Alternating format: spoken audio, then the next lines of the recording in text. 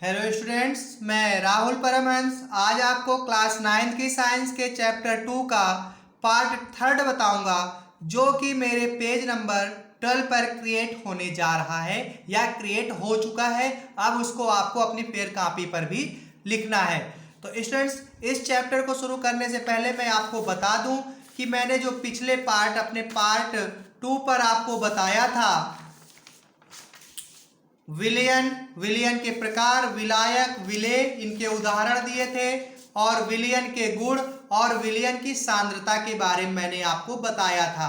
अब आज हम बात करेंगे मिश्र धातुएं, एलाइज, ये क्या होती हैं।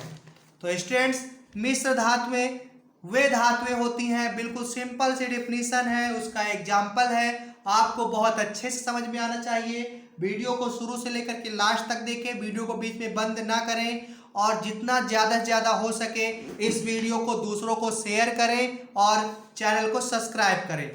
तो स्टूडेंट्स, आपको बता दूं कि जो मिश्र धातुएं होती हैं वो क्या होती हैं।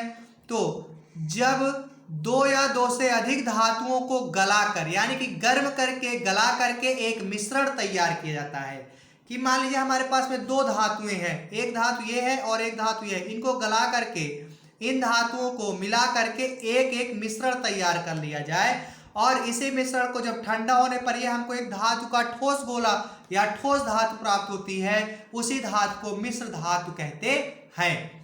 तो स्टूडेंट्स, आपको यह डेफिनेशन समझ में आ गई होगी कि जब दो या दो से अधिक धातुओं को गलाकर एक मिश्रण तैयार किया जाता है, फिर जब हम मिश्रण को ठंडा करते हैं तो हमें एक ठोस धातु प्राप्त होती है और इसी धातु को मिश्र धातु कहते हैं।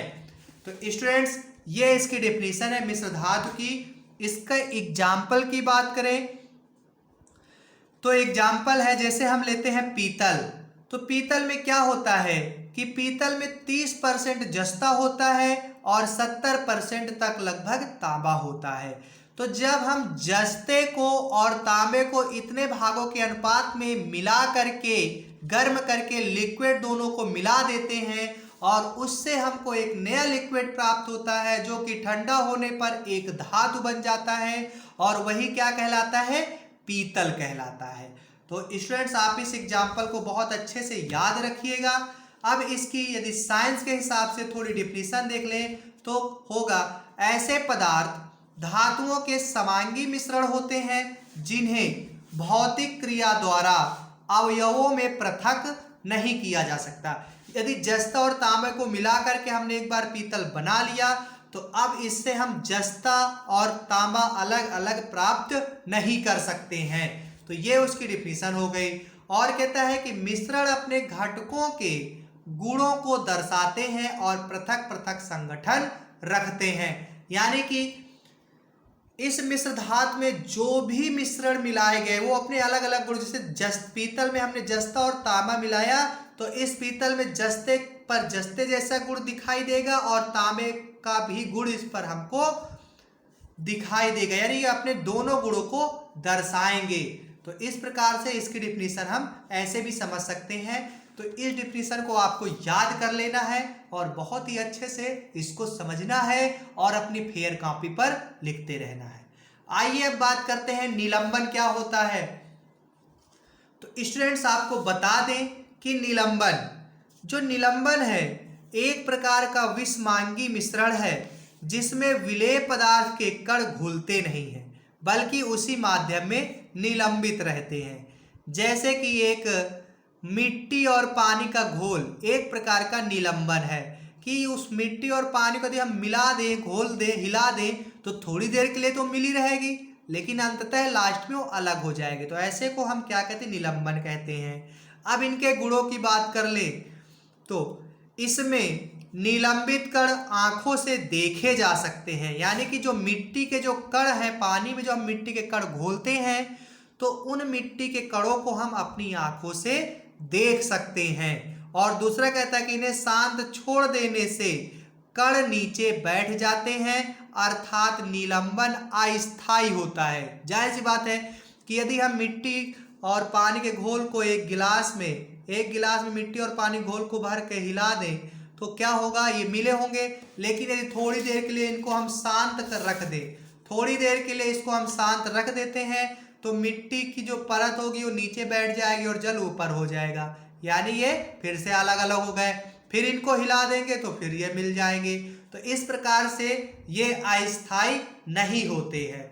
उदाहरण के तौर पर देख ले, जैसे मिट्टी और पानी का घोल एक प्रकार का क्या कहलाता है, निलंबन कहलाता है। स्टूडेंट्स, आप इसको इस एग्जाम्पल को याद रखिएगा, जब कभी निलंबन की बात आए तो आप मिट्टी और पानी का घोल याद कर लीजिएगा, आपको निलंबन बहुत अच्छे से समझ में आ जाएगा। अब इसका एक नोट पॉइंट है स्टूडेंट, उसको देखते हैं। कहता है कि निलंबन को छानन विधि द्वारा इनके कणों को मिश्रण से अलग अलग किया जा सकता है। सही बात है कि यदि हम मिट्टी और पानी के घोल को छन्नी से लेकर के छान लें तो हमको पानी अलग प्राप्त हो जाएगा और मिट्टी अलग प्राप्त हो जाएगी, यानी इसको क्या कर सकते हैं, छानन विधि के द्वारा इसको हम अलग अलग कर सकते हैं। तो स्टूडेंट्स, इस टॉपिक को अपनी इसमें कॉपी पे आप लिख लीजिएगा और इसको याद कर लीजिएगा। आगामी दिन आपका टेस्ट लूंगा और उसमें आपसे सारे क्वेश्चन को मैं पूछूंगा।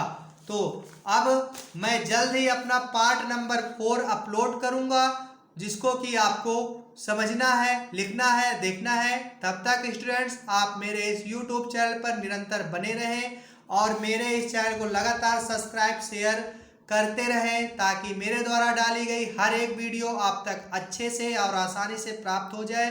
तब तक के लिए thank you and thanks for watching.